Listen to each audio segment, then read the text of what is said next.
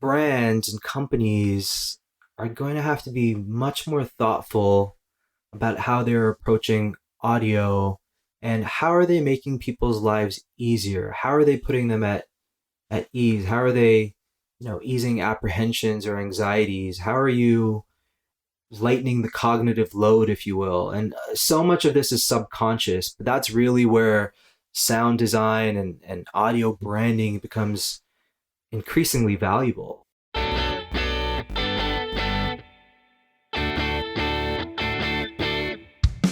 Welcome to Audio Branding, the hidden gem of marketing. Sound plays a more important role in human behavior and our decision-making than you may realize. In this podcast, I'll help you understand the art and science of sound so you can better influence others in business and your life. I'm your host, Jody Krangle. Let's delve a little deeper. This is the second part of my interview with Shez Mehra. I love the idea of investing in the audio and not just using portions of it from already created media. Well, also because, first of all, if you're using it from a known artist, then you're only using it for as long as that artist, as long as you decide to. Yeah, but as long as you can license the music, right? And right. you're trading on the personality and what have you of the artist themselves. So what if they do something that you don't really want associated with your brand? Then all of a sudden that It's music a risky is move. so that music is no longer good to you. Right. And also I've come across a lot of really well-known brands who are using license-free music, and they're all using the same license-free music. Yeah, that was part of our discovery in our conversation with, the energy client is we did a competitive analysis of about 15 competitors, and we found 3 of their competitors using the same stock music in their tutorial videos. Yeah. And it was a great moment because it was one of those, here's exactly what we mean, and this is not what you want to do. Yeah. And then, they had the light bulb moment and said, aha, okay, we definitely do not want to sound like this intentionally or unintentionally. And to your point with owning and investing in your audio creative, like Disney Plus has recently pretty much caught up to Netflix in terms of paid subscribers. I think they crossed the 100 million mark. And mind you, this is only a 2-year or less than 2-year-old. Oh yeah, they're really brand. new. Yeah. Now, Disney has always invested in their audio, right? They invest heavily in their visual creative, but they own all of the music in their movies, all of the music in their cartoons, all of the music playing in their theme parks. They invest in that. And could you imagine they hadn't? They wouldn't have been able to catch up to Netflix in the same capacity this fast because they would have to go out and create net new material. But here they are, leveraging brand assets and audio creative from decades ago and putting it on their platform, which allows them to diversify their content strategy and ramp up subscribers really quickly. And, a brand like Disney gets it. So many of the kids shows and, children's sort of parent companies, Spin Master and these different companies that own things like Paw Patrol and Peppa Pig, they get it, right? Yeah. And it's really interesting that these organizations get it, and yet you have Fortune 1000s, even Fortune 500s running around still trying to, rent their Audible equity every time they go to market. And again, I think this is going to change, and it's changing. But it's interesting to sort of look back at and say, wow, how are you, what is your plan here? We put together a little video, actually. I'll share it with you.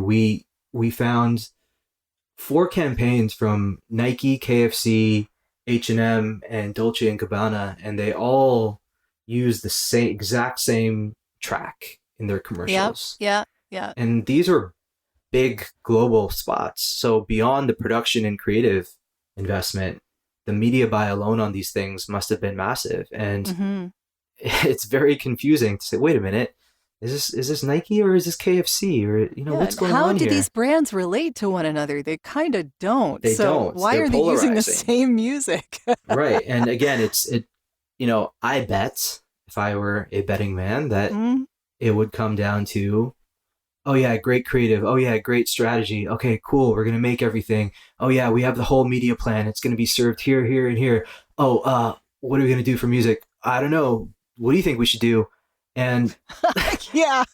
it's just a dangerous, Hmm. dangerous way to live, right? You don't plan to drive somewhere and pack your bags and pack the picnic, and you have your whole trip planned out, and you start driving and say, "Oh shit, I don't have any gas in the tank. Where is the nearest gas station?" Yeah. Like, you're doing yourself a disservice, Well, and we do that, but we we usually we're not spending we're hundreds of millions of yeah, dollars. Yeah. exactly. Oh my goodness, yeah. I would love to get a link to that video, by the way, and I'll include it in the show notes. That Okay, I'm cool. sure that would be a lot of fun for people to hear and see. I wanted to ask you specifically, actually, about the Tell Us bullying campaign Hmm. because I know that was a really good illustration of how all of this works, and I Yeah, wanted sure. to maybe ask you to go into some detail with that. So I'll keep it real with you. We got that brief at the very last minute, which proves my entire point. And Yeah, yeah. love Telus and love everyone we Mhm. worked with on it, but complete afterthought. They had this entire strategy and plan and everything figured out, and it landed with us saying, "Hey, we actually need the very asset that we're planning this entire thing around. We need the song. Do you have an Wow. idea of an artist that we could do it with?" And we Mhm. thought, what is going on? We turned that around in 2 days, Mhm. and it was a very tricky process because the campaign is geared towards ending cyberbullying, and we're working with this rapper, and we don't want to produce a song that is kitschy or comes across as cheesy, and it needs to work with his fan base, and it has to be authentic to everyone And kids involved, need to like and it. kids need to like it, and their parents need to like it, and it Mhm. needs to serve Telus' CSR platform. And it was a big ask to turn Mhm. around very quickly. But I mean, we went into the studio when we could all go into studios before Yeah, COVID. I remember those days. Um, and we probably made like 8 or 9 songs, Mhm. at least ideas of songs.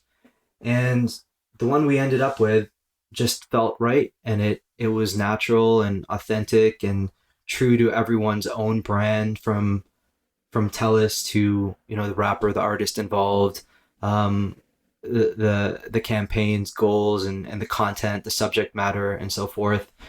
So yeah, I mean, it was a rare case of everything sort of coming together very quickly, when typically something like that would be planned for with much more bandwidth. Oh, But we yeah. ended up getting it done. It went well. The campaign was received well. I think it hit all of the brand goals and objectives that it had hoped to. So yeah, that was actually a tactical thing that landed in our laps, that we were drawn to the goal of the campaign. We believed in it. Mhm. We wanted to do our part to end cyberbullying, obviously, so we jumped into it. But most times we would say, yeah, we should probably take some more time to think about this. Um, Yeah. but no, that was one of those instances where we believed in the campaign, we believed in the work, and we did our very best to bring it to life quickly and efficiently. And that's all attributed to an incredible team of people behind Mhm. putting that together. And that's really what all of this comes down to.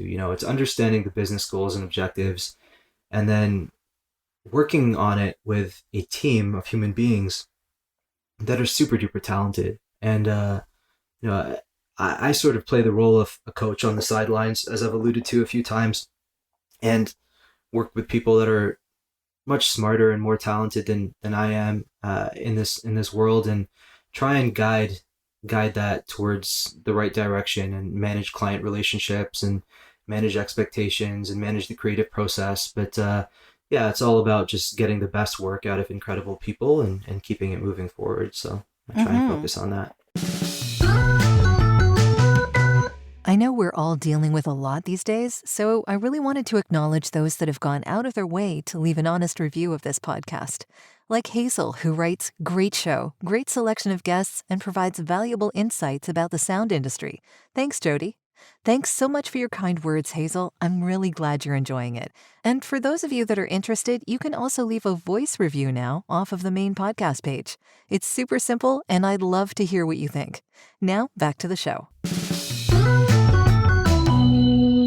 I know there's a lot of other things that you're doing as well, like Destination Toronto you were telling me about before.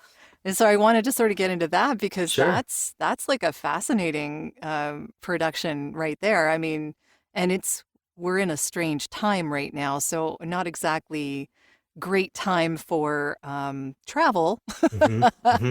But hopefully something like that would keep Toronto top of mind when people start doing that again, or it'll give people a sense of pride in the city they live in, which would be nice. But can you talk a little more about that campaign? Destination Toronto, their CMO approached us about building the sound of the city. You know, how can we intrinsically and inherently communicate Toronto and distill it into various assets, one of them being an audio logo, which is very difficult to do, to condense a city as diverse and as rich in culture and heritage.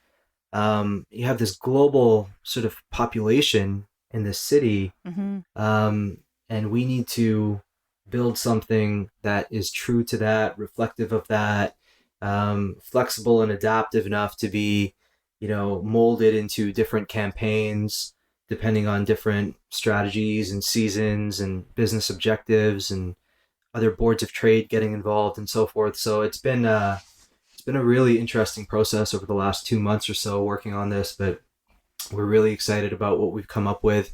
We're almost there. We're creating a number of assets for them. And we're really excited to be working on that. And it's all being done with Toronto-based musicians and composers and producers. So we're really trying to focus on the people that make up the city, actually getting them involved in this project. But we've been recording sounds around the city. We've been going into, places and recording different sounds and using those sounds as inspiration and getting really, really granular in terms of how we can come up with the inspiration for the sound of the city. So it's a special project for sure. Yeah, I'm looking forward to hearing how that all turns out. Thanks. Because I kind of live here. Yeah. So that'd be nice. You'll see and hear soon enough. So I love it. Yeah. So I also wanted to ask you, I know that you and your colleagues also have a workshop that you do about audio branding. Can you talk a little about that?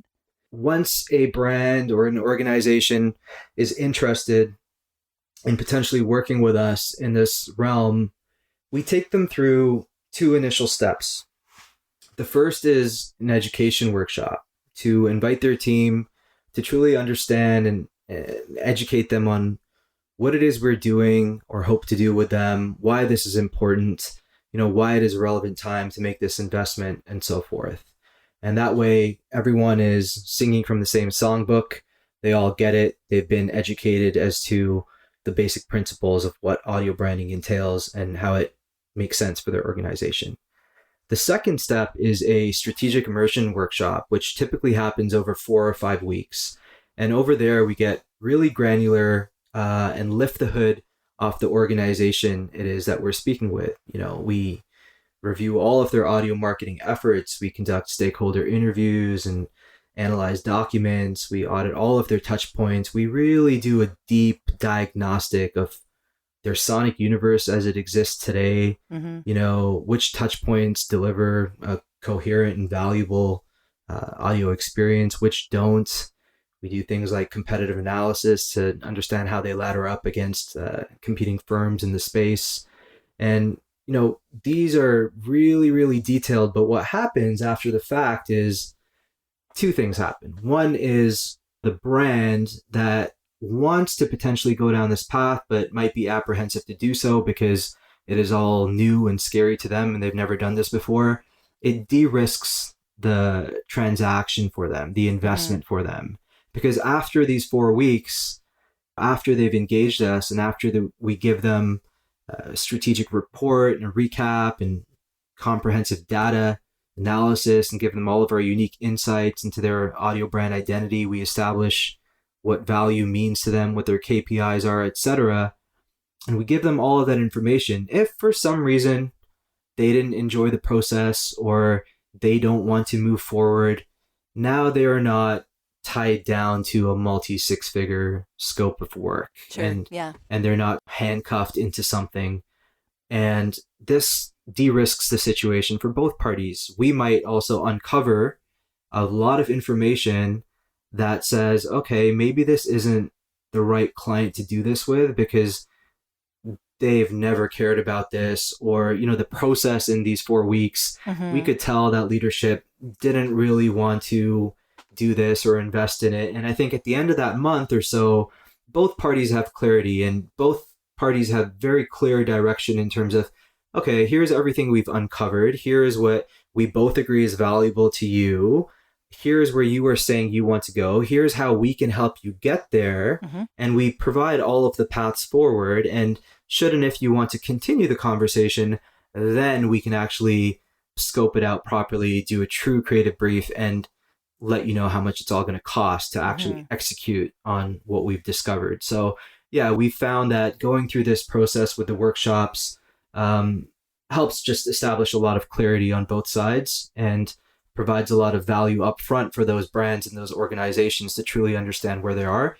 But there's no pressure to necessarily work with us or work with us right now. They at least have, options and levers to pull after the fact. Sure. Yeah. And that's a great way to get people acclimatized, I guess, to what would be involved. Yeah. And, I believe in getting paid for the work you do. And of course. Again, I like agencies. I have lots of friends at agencies. But the agency model of sort of the pitch and doing all of this work up front to try and sell you on something, it's just not how we roll. We don't believe in that approach. And so we come in as consultants and say, look, this is what we do it well. Here's what we can do for you. Here's the first step. Here's what it's going to take in terms of dollars and time. Here's what you're going to get after that. And from there, we can have another powwow and make a decision in terms of, is this a path we want to go down now? Is it a path that makes more sense for the next fiscal, et cetera, right? It just gives options to both sides. Yeah. That's a very good point and a good way to do things, because I do think that people need to understand what they're getting into and that it's not an afterthought, and it shouldn't be an afterthought. It is a whole thing of its own. Right. Yeah. Are you looking for ways to improve your company's or podcast's impact? You'd be surprised how powerful the use of an intentional audio branding strategy can be.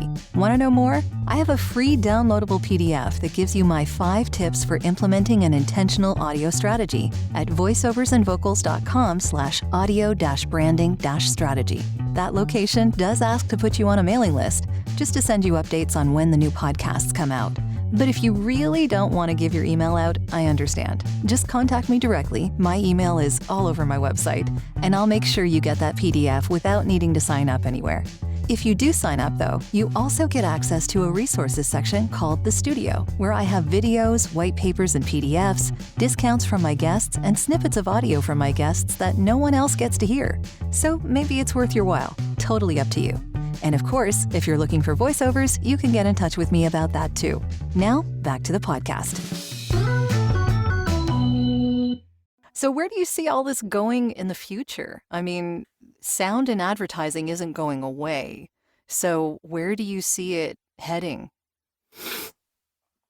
Yeah, it's not going away. And, sound is as old as we all are as human beings. I just think that in order to really resonate with people or capture their attention, you can't just serve them a TV commercial anymore. And if you do, how are you planning to peel their eyes off their second screen that they're on?